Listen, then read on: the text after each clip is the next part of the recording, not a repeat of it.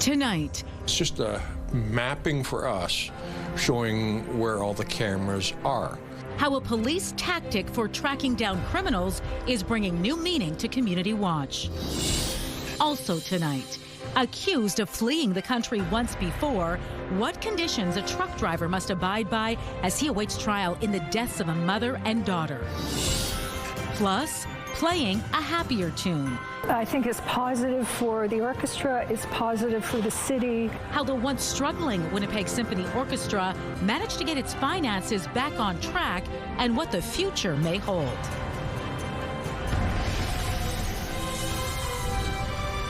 CTV News. Live from downtown Winnipeg with Marilee Caruso. Good evening. Thanks for joining us. Altona residents and businesses may be able to help investigators solve crime. Altona Police Service has launched the Safe Neighborhood Camera Registry. It encourages people with doorbell and other cameras to let police know their homes are equipped with the technology. Standing by live in studio with the details is CTV's Jeff Keel. So Jeff, how will this work? If a crime happens, police can go to a map which details who has a camera on that street, and they can ask the homeowner to check their footage to see if anything was captured. Gord Sawatsky is sprucing up the Trans-Canada Trail just south of Altona, so he's not home right now. But his doorbell camera and another camera on his backyard shed are keeping an eye on things just in case. It's peace of mind just to know that I can look at my house at any time from my phone. And now Sawatsky is letting the Altona Police Service in on it. If there's a situation that happens on my street, that possibly my camera might be of value to them. Altona Police say they're joining other Manitoba police forces in launching the Safe Neighborhood Camera Registry. It's a free and voluntary program that lets police know who has doorbell and other security cameras. They're encouraging homeowners and businesses to sign up. This is just another avenue where we can reach out and ask for assistance. Chief Dan DeFer says if a crime happens, police can see if anyone in the vicinity has a camera and ask them for any relevant footage, which could help investigators with the case. It also saves officers from door knocking, which can take time, as they would already have addresses, phone numbers, and emails of the camera owners who they can then contact and ask. Could you check your system, on Tuesday between 10 and 6, this happened. Can you see if there's anything on your cameras? And while some may have privacy concerns about the program, the chief says police have no access to the security systems and handing over footage is voluntary. This does not give us in any way any access to the people's cameras. We're not monitoring any camera systems. Gord Sawatsky has already registered his cameras. I don't see why anyone wouldn't do this. Altona police say the registry is also open to people in Plum Coulee. So Jeff, who else is doing this program then? Yeah, there is another example not far from Altona in Morden. The police service there launched the same program earlier this year. Altona Chief Dan DeFer says they watched to see how that program went and decided to move forward with their own registry. All right, thanks for this, Jeff. Some passionate debate on Broadway today as MLAs decided if Manitoba's former premier and former PC cabinet ministers will be fined. The vote stems from an ethics report into a controversial silica sand mining project. All those in the House in favor, please rise. This afternoon, MLAs voted unanimously in favor of former Premier Heather Stephenson being fined $18,000. The Assembly is expected to vote any minute now on the recommended $12,000 fines for former Deputy Premier Cliff Cullen and former Economic Development Minister Jeff Wharton. It comes after Manitoba's Ethics Commissioner found Stephenson, Cullen, and Wharton tried to push through a controversial silica sand mining project after the Tories lost the 2023 election, but before the new NDP government was sworn in. The fine amounts were previously recommended in the report. The truck driver accused of killing a mother and daughter after running a stop sign near Altona last year has been granted bail. Navjeet Singh, who's charged with 2 counts of dangerous driving causing death, already left the country once, knowingly evading police. Yet this week, a provincial court granted his release. Joining me now live to tell us more is CTV's Taylor Brock. So Taylor, what safeguards are in place to ensure Singh just doesn't leave the country again? Well, Mayor Singh was granted bail on the condition he surrender both his passport and his driver's license. He also must remain at a home in Ontario until he needs to be in a Manitoba courtroom. Now, the crash happened west of Altona in November of 2024. Police are alleging Singh was driving a semi-trailer that drove through a stop sign and hit an SUV. The crash killed 35-year-old Sarah Unger and her 8-year-old daughter Alexa. But before police could charge him with any crime, Singh left the country. That's when a Canada-wide warrant was issued for Singh's arrest. He was taken into custody in August after returning to Canada. In today's hearing, the prosecution, who opposed bail, say Singh falsified his driving records and was fatigued at the time of the collision, saying Singh knowingly evaded police for 9 months. Taylor, if everyone knew Singh already left the country, why would a judge grant him bail? Well, that's a good question, Marilee. One that elected officials were asking in the Manitoba legislature today.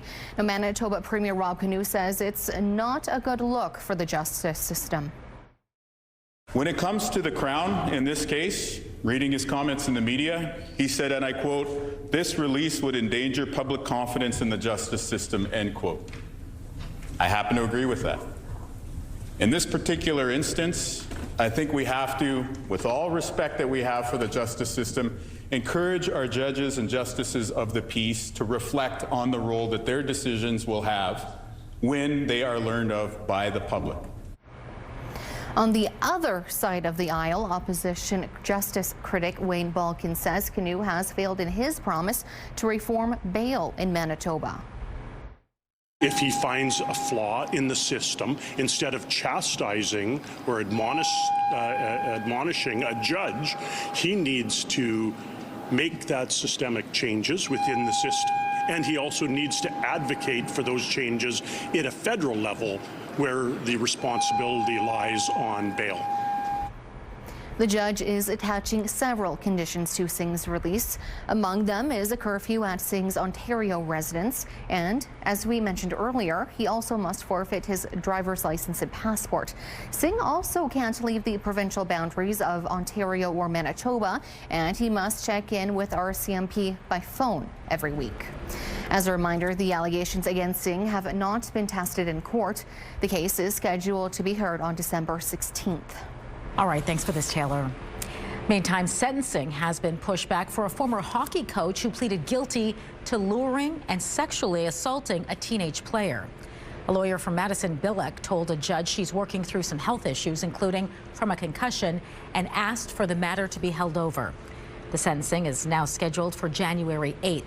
Bilek, who was not present today, was accused of developing a sexual relationship with a 14-year-old player. The victim eventually posted a video to social media outlining their relationship, which led to a police investigation and charges.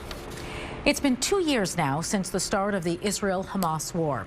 CTV's Danton Unger reports on the impacts being felt here in Winnipeg.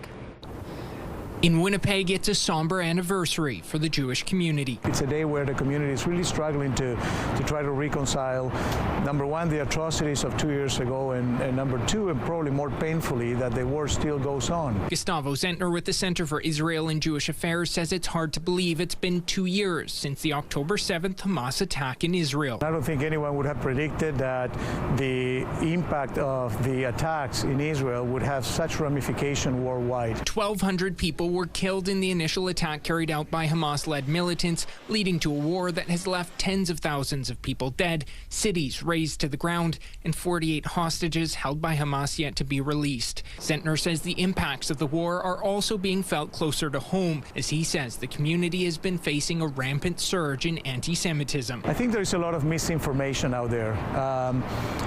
Frankly, Jewish Canadians should not be held accountable for the decisions of the government of Israel. Belle Jerneski has experienced it firsthand. I mean, I have had through email even death threats. Jerneski is the head of the newly formed Manitoba Institute to Combat Anti-Semitism, focused on education. Our only hope is through education.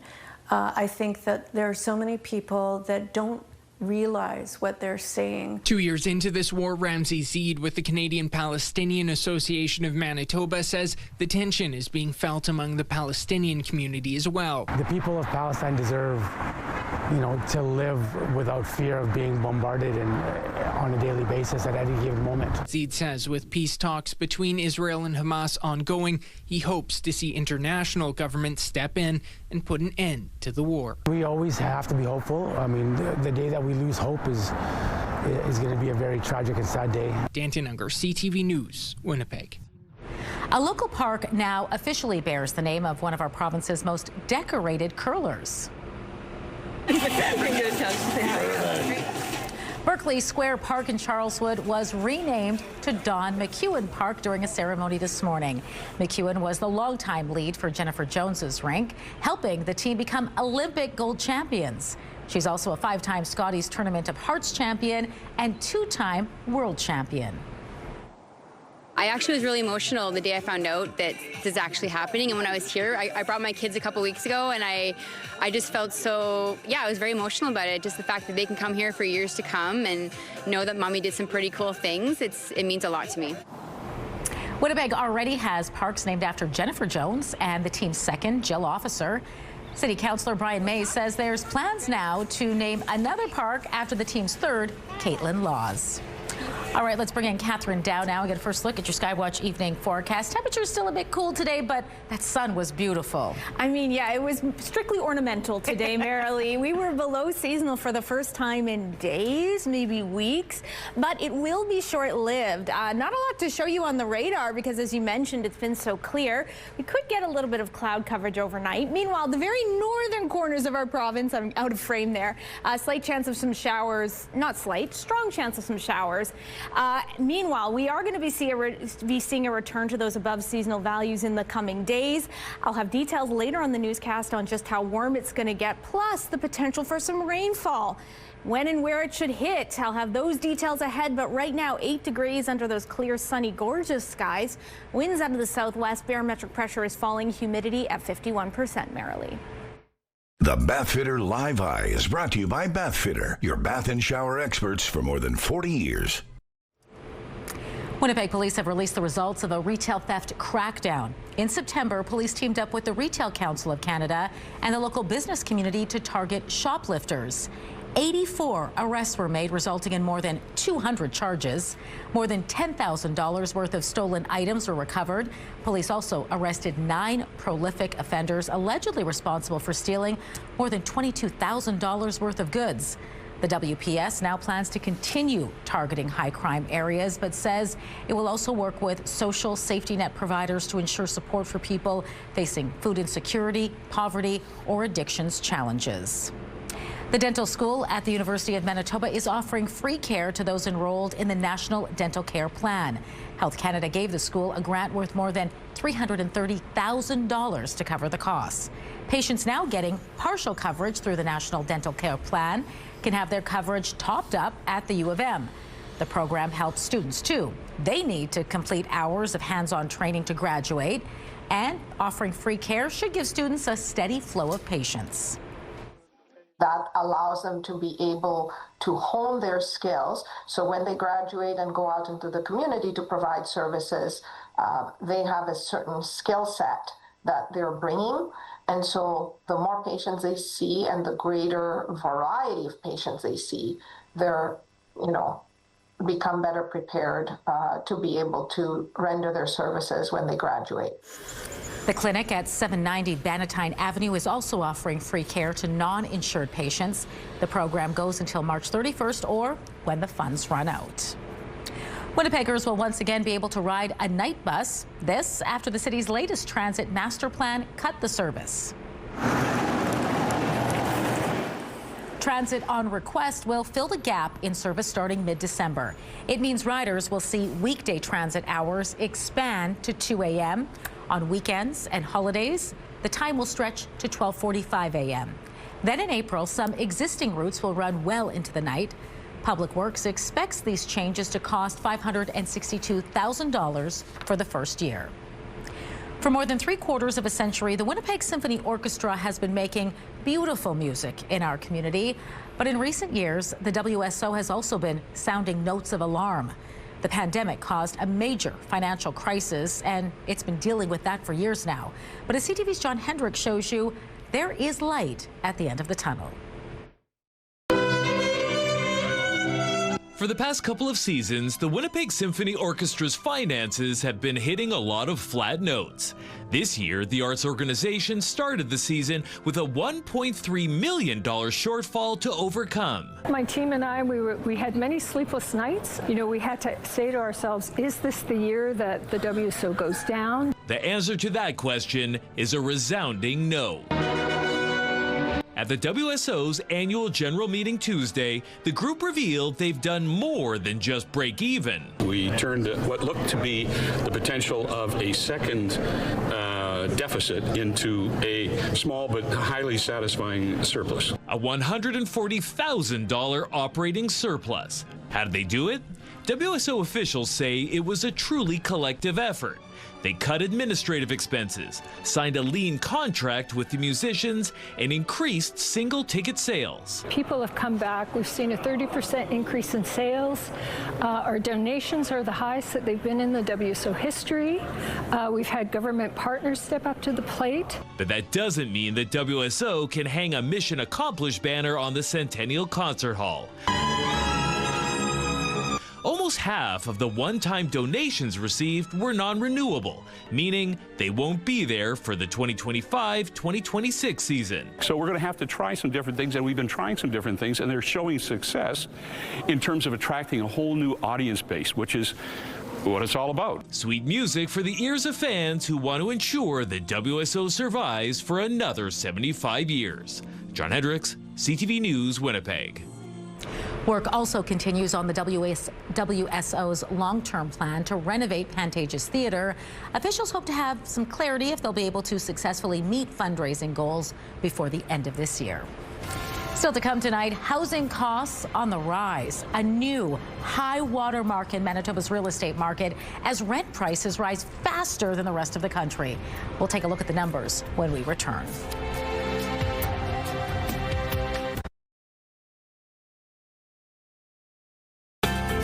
Your morning just got a little brighter. Start your day with CTV Your Morning, and you could win $20,000. For your chance to win, watch CTV Your Morning Winnipeg, weekday mornings 6 to 9. Taking a look at the markets tonight, crude oil dropped 4 cents. The Canadian dollar is mostly unchanged at 71.6 cents U.S. Gold futures rose above 4,000, above 4,000. And the TSX lost 180 points. The Dow Jones fell 91 points, while the Nasdaq finished the day 153 points lower. Home prices in and around the Winnipeg capital region reached a new high water mark for the month of September. According to the Winnipeg Regional Real Estate Board, the average price for residential detached homes reached $436,500 last month. Condo prices also rose 7% year over year to more than $297,000. The steepest increase in average price was in the Morden and Winkler area. The average price for a detached home there climbed 14% to about $372,000. Meantime, Manitoba was the only province in Canada which saw rental rates increase in September on a year-over-year basis. According to a report by rentals.ca, the average cost for rent rose 2.6% last month to just shy of $1,700. That said, our province still boasts a rate $500 below the national average and second lowest in the country behind Saskatchewan. It was a somber day of remembrance in Israel, where 1,200 people were killed in an attack by Hamas-led militants 2 years ago. 251 others were abducted. Families and friends of the victims of the October 7th attack visited the site of the music festival, where nearly 400 people were killed and dozens were taken hostage. Over the last 2 years, it's emerged as a memorial site with portraits of the kidnapped and the fallen. There was no official ceremony today due to a Jewish holiday, but thousands were there to pay tribute. The sound of the guns that we hear right now, we don't understand it. We want that the peace will stop the fire will stop, so all the hostages will come back. Nothing else is important. Nothing else is can be complete because she's my heart, and they took it from me. 7 Canadians and others with close ties to this country were among those who were killed. Prime Minister Mark Carney posted a statement on social media that reads, quote, 2 years ago, young Israeli music lovers gathered at a peaceful festival when the terrorist organization Hamas launched the deadliest attack on the Jewish people since the Holocaust. On this day and every day, we stand with the victims, their families, and their communities who continue to carry unimaginable grief. Speaking of Mark Carney, he visited the White House today for high-level talks on trade and tariffs. It was the PM's second trip to the inner sanctum, and it comes at a time when Donald Trump is threatening new tariffs. CTV's Mike LeCouture has more on how that meeting went. With a firm but friendly handshake, Prime Minister Mark Carney arrived at the White House for his working lunch with U.S. President Donald Trump. We're going to be talking about trade. We're going to be talking about a lot of different things. In a 32-minute Oval Office meeting, Trump called Carney a great man several times, adding he's confident they'd work through the issues preventing a deal on tariffs. He's a world-class leader. He's a man that knows what he wants. And I'm not surprised to see that he won the election and won it substantially. And I would think he's more popular now. He's a good man. He does a great job, and he's a tough negotiator. If he's a great man and you want to do a deal with Canada, why aren't you? Because I want to be a great man, too. Trump says the two countries are in a natural business conflict because Canada and the U.S. want to make similar things on both sides of the border. It's a tough situation because we want to make our cars here. At the same time, we want Canada to do well making cars. So we're working on formulas, and I think we'll get there. Carney said the two countries are competing, not in conflict. We are the largest foreign investor in the United States. $500 billion in the last 5 years alone, probably $8 trillion in the next 5 years if we get the agreement that we expect to get. Following the meeting, the minister in charge of Canada-U.S. trade updated reporters on how it went. It concluded with the president and the prime minister directing us, me and my colleagues and the president, his cabinet secretaries who were there, Ambassador Greer, Secretary Lutnick, and others, to continue the conversation and to quickly land deals that will bring, we think, greater certainty in areas where the principal areas would be steel and aluminum and energy. In a sign that work will be continuing, Dominic LeBlanc is staying in D.C. for the next 24 hours for more meetings. And this evening, Prime Minister Carney is having a working dinner with U.S. Vice President J.D. Vance. Mike LeCouture, CTV News, Washington. Meantime, our province's U.S. Trade Council convened today alongside representatives of the Manitoba Assembly of Chiefs and Manitoba Métis Federation. They were scheduled to discuss priorities ahead of a review of the Canada-United States-Mexico trade agreement.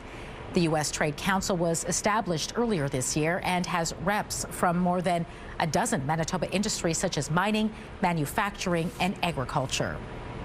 Two leaders of the Freedom Convoy protests have been spared jail time for their roles in the 2022 blockade. Tamara! We love you, Tamara Litch and Chris Barber left court to cheers and applause. Both were previously found guilty of mischief for their roles organizing the 3-week protest.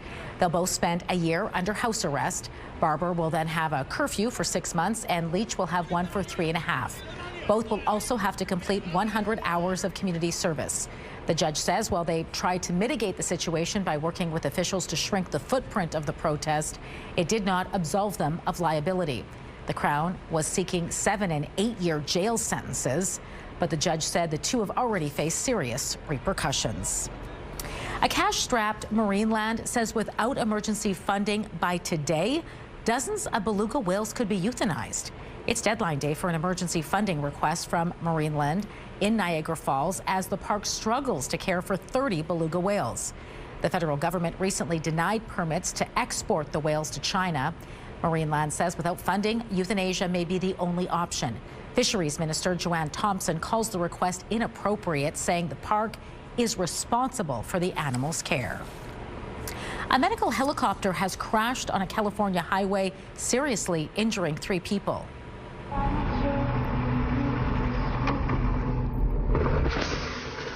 One of the victims was trapped. Firefighters and bystanders managed to lift part of the wreckage to free them. The helicopter crashed on a busy highway. No motorists were hurt. London police say they've broken up a criminal gang. They're accused of trying to smuggle 40,000 stolen cell phones to China.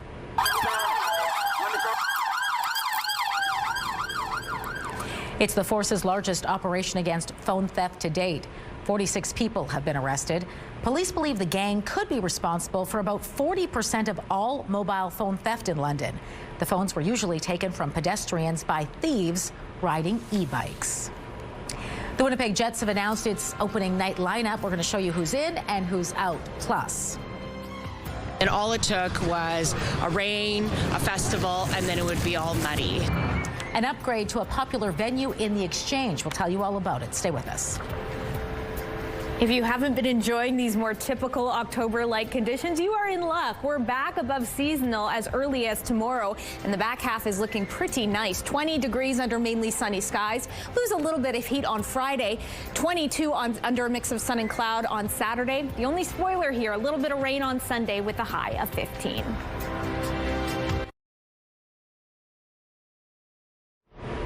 The puck drops on the Winnipeg Jets season in just a couple sleeps, and we now know who's made the opening night roster. Up front, we'll see the likes of Mark Scheifele, Kyle Connor, and Gabe Vilardi. And there's some new faces, too, like free agent acquisitions, Gustav Nyquist and Cole Koepke, along with Moose stalwarts like Brad Lambert and Nikita Chibrokov. Josh Morrissey and Neil Pionk headline the D-Corps. A group of blue liners all returning from last season, and there is no surprise in net. The league's reigning MVP Connor Hellebuck and reliable backup Eric Comrie will tend the twine. But you might notice 4 big names missing from this lineup. Captain Adam Lowry, playoff hero Cole Perfetti, defensive star Dylan Samberg, and Winnipeg's own Jonathan Toews are all battling the injury bug at the moment. The Jets hit the ice Thursday against the Dallas Stars. Here at home, puck drop slated for 7 o'clock. A gathering place in the Exchange has a new look tonight. 3, 2, 1. City officials cut the ribbon today at Old Market Square, celebrating the addition of new artificial turf. The grounds take a lot of abuse every summer.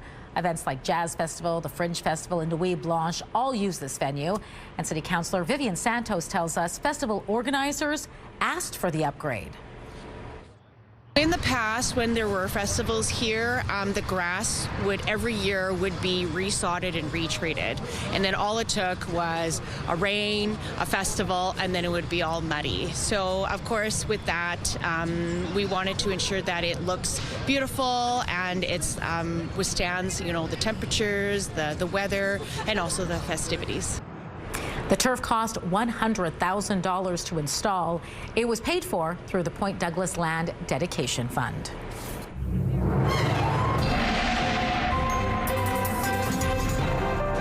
CTV Skywatch weather brought to you by South Beach Casino and Resort. Visit southbeachcasino.ca.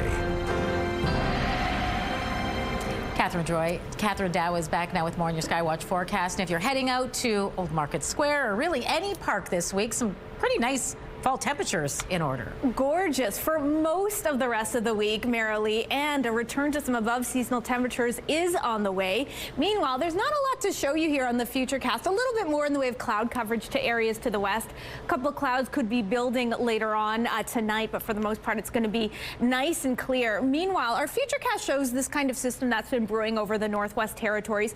It is likely to bring some rainfall to very northerly parts of our province tonight and tomorrow while we deal with some fog fog patches here in southern Manitoba and some decently strong winds. No cloud coverage really picking up. There could be a few before morning's edge. Plus, we'll have some very strong winds ramping up out of the south and only increasing into tomorrow. Meanwhile, that system to kick off Wednesday still lingering around the northerly parts. Meanwhile, we too have a chance of some rainfall coming a little later on into the weekend. Details on that in a moment. The rest of the province, as we look across to the evening, our futurecast really lagging there.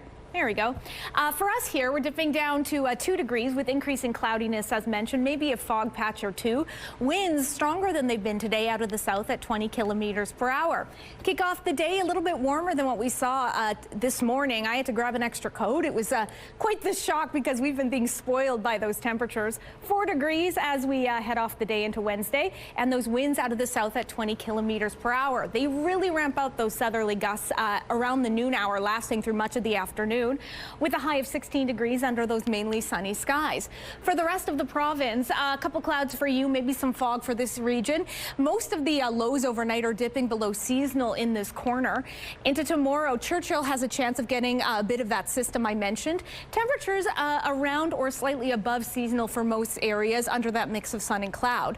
To the northwest we go, a couple clouds for you. Temperatures a little bit warmer. You're looking at 4 in Opaskwayak, Cree Nation, The Pond, Flin Flon, and then into tomorrow, you're back above seasonal into those mid to upper teens with a little bit more in the way of cloud coverage the further north you go. Southwestern Manitoba, maybe a few clouds, maybe a touch of fog. Temperature staying above freezing, so no frost risk for you.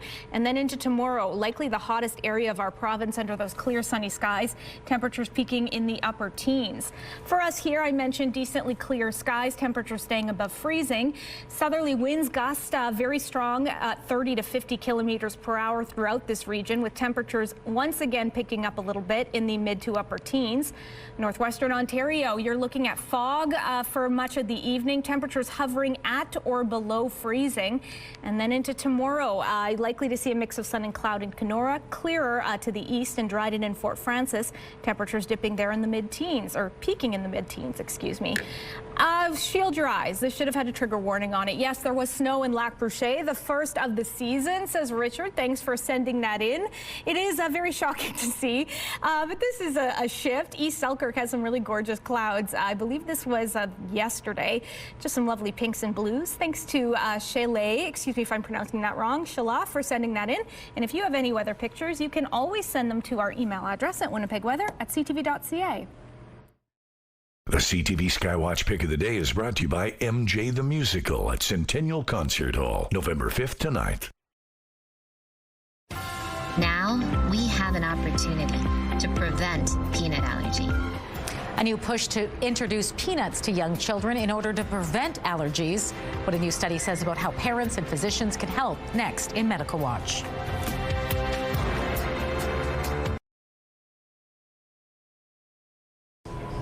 Manitobans are planning to cut back on their spending over the holidays, and frugal Gen Zers are leading the charge. Those findings coming to light in PwC's annual Holiday Outlook survey.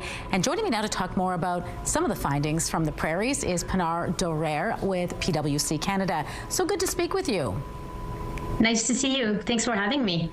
First, maybe give us an idea of just how much less Manitobans are expected to spend this year, and how does that compare to past years?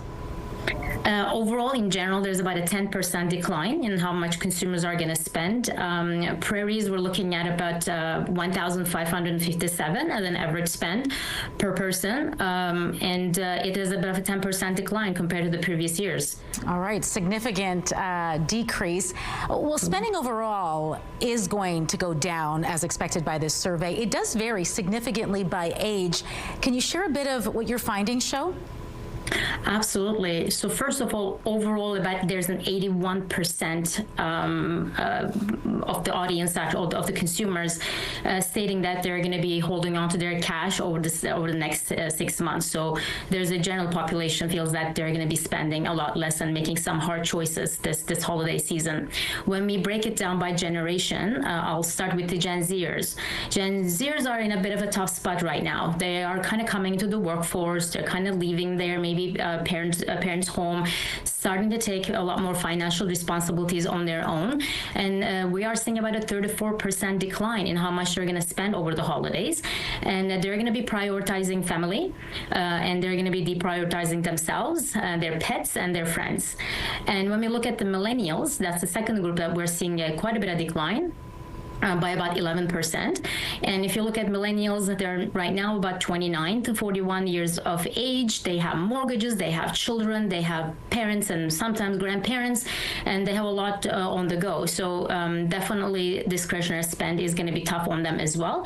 And again, they're going to be prioritizing the family and not themselves or pets or the friends. You know, interesting, you kind of hinted at how they're prioritizing, you know, certain segments of their life. That is a trend based on this survey. They're not just slowing shopping. Canadians are really strategizing these holidays.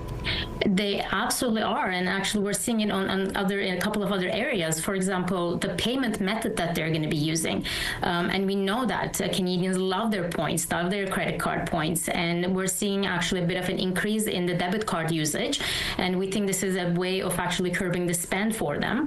And also they're going to be going after some of the Canadian products, given the current political environment that we're in. There's definitely a focus on buying Canadian products. Again, it varies by generation, but there's definitely a trend towards buying more Canadian products this holiday season. As Canadians make some of these hard choices, what's the advice to businesses out there to maximize bringing in, you know, the limited spending maybe consumers have this season? Excellent question, Marley. So a few things. First of all, gift cards are going to be the primary gift method for the adult members of the family. So I highly recommend to the retailers to make sure gift cards are there in stock, visible and accessible in their stores. The second part is, as you know, when we gift the gift cards, we all have gift cards sitting around in our homes. We don't necessarily turn them into purchases quickly. I highly suggest the retailers actually to continue doing in-store activities, promotion, and events to bring the consumers back into the store so they can actually spend those gift cards and start moving some inventory out of their business. And I think thirdly, I would say just keep an eye on the deals. We are going to be seeing a bit of a difference in how the consumers are going to spend this holiday season. There's about a 32% drop. In actually 32% of the consumers said they're just going to wait for the Black Friday to do the shopping and get the best deals possible. Canadians usually shop between Thanksgiving and Black Friday.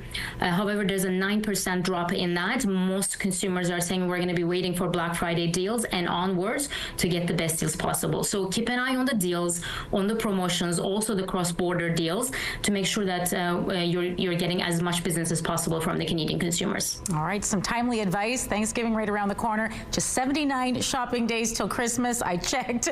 Pinar, thanks so much for the insight tonight. It was great speaking with you. Thank you so much for having me. Have a great day.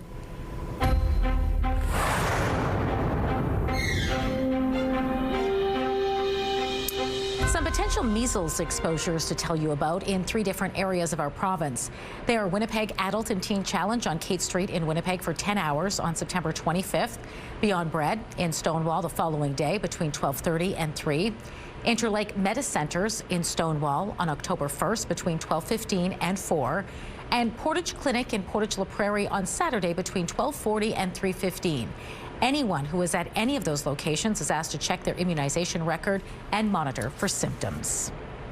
Parents are being encouraged to introduce peanuts to young children. It's believed it will significantly lower the risk of developing a peanut allergy.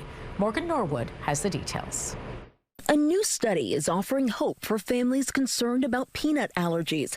Research finding a few simple but powerful tools, such as short training videos, electronic reminders, and parent handouts, helped pediatricians give clearer advice on when to safely introduce peanuts to babies. Millions of people are living today with food allergies, which is very limiting and in some situations dangerous. Since 2017, national guidelines have urged early peanut introduction to prevent allergies, but surveys find few pediatricians consistently follow these guidelines. The study's authors say this simple approach could prevent thousands of peanut allergies each year. Now we have an opportunity to prevent peanut allergy.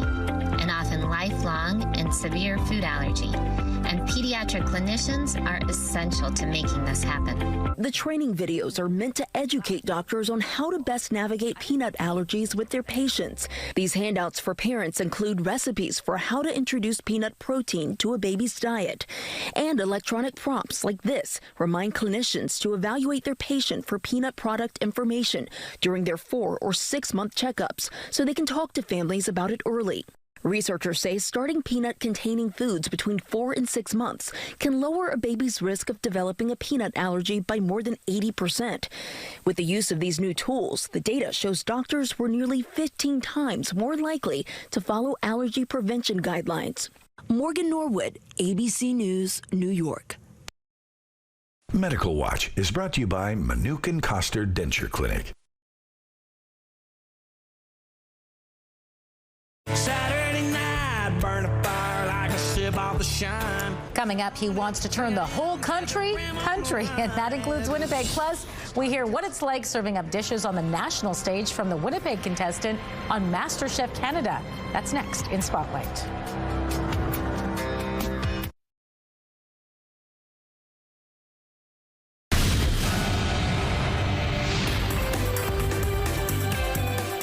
Spotlight, sponsored by the Casinos of Winnipeg, presenting Paula Cole and Sophie B. Hawkins. One of Nashville's hottest country musicians has his sights set on our city. Take a wrecking ball and knock it all down. Turn every too big city to a small town. That is the title track off Hardy's newest album, Country Country. And the award-winning singer-songwriter just announced the Country Country Tour with a stop at Canada Life Centre for February 11th. He'll be joined by Cameron Whitcomb and McCoy Moore. General sale tickets are available Friday at hardyofficial.com. An event coming to Winnipeg this weekend is a massive celebration of our beloved feline friends. From cat furniture to treats to feline fashion, it will all be on display at Meow Mania Expo. There's a kids' corner, photo booth, and proceeds from a raffle will go to local rescue shelters. Organizer Sabrina Nyan says many Winnipeg events are geared towards dogs, and it's time for cats to get a moment in the spotlight.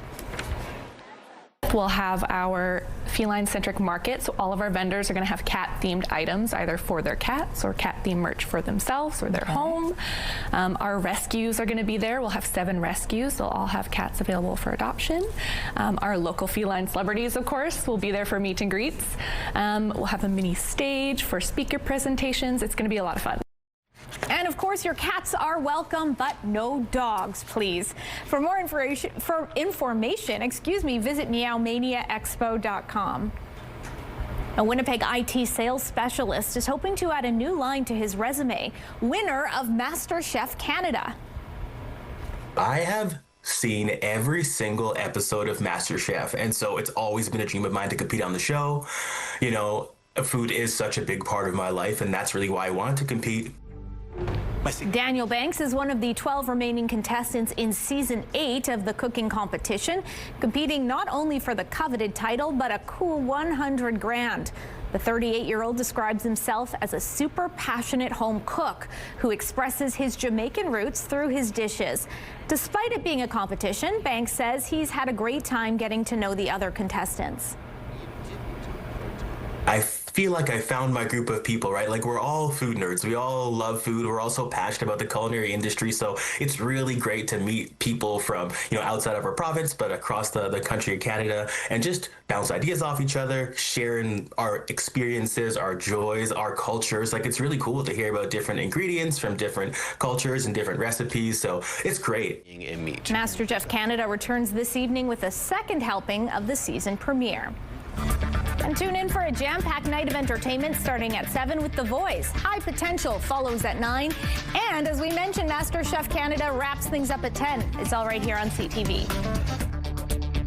Each one is a completely unique, one-of-a-kind piece. A local nonprofit is getting some major star power behind an upcoming charity auction. How you can get your hands on this bowl made by the Queen of Country Music herself, still ahead.